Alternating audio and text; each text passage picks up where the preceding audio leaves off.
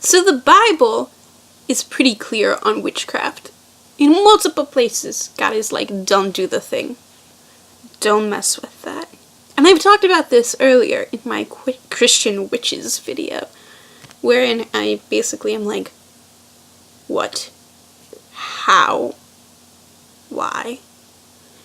But I figured that I wasn't being totally fair in my assessment, especially considering my limited engagement with the occult. So, just fair warning, tomorrow and Tuesday videos are going to be up involving that. But like, I got my palm read in New Orleans, and the person threw in 6 tarot cards because she liked me, I guess. And like, I watched Shane Dawson do like 3 different tarot card readings, or a tarot card reading with Colleen Ballinger, and then 3 different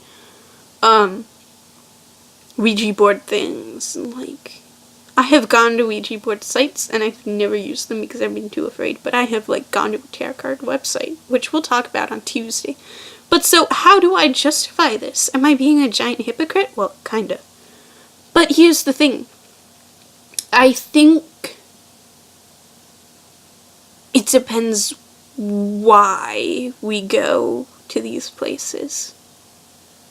Because, like, I think going to communicate with the dead is not good. I don't think that's kosher.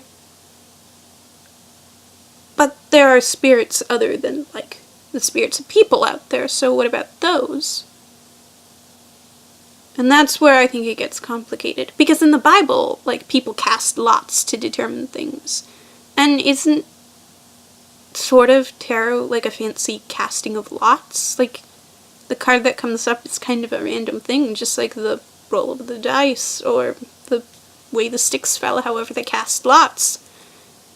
And God called people to cast lots at some point. He called them to do this because it would ultimately then be his choice the way things came out. So what if it's his choice the way the cards come up, or the way whatever? And so I think there's a very interesting line there. Do we approach these things as if they are supernatural powers that come from somewhere else? Do we approach them as like reaching to the devil? Or are we figuring out how God can work through these people and the gifts he may have given them to communicate truths to us? Now I realize I'm crossing into some very radical territory here. A lot of people are going to be like, what the fuck, Azariah? You are crazy, you're clearly not a Christian. And, like, I could be totally wrong. I could be totally wrong. Like, the Bible's pretty clear, don't mess with this stuff. And for me to just be like, I'm gonna mess with it anyway and justify it is a pretty big deal. But I don't necessarily think all witchcraft is created equal. If that makes any sense.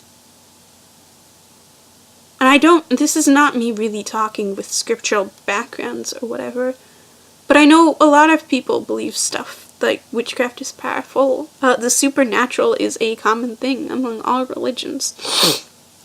And so talk about it.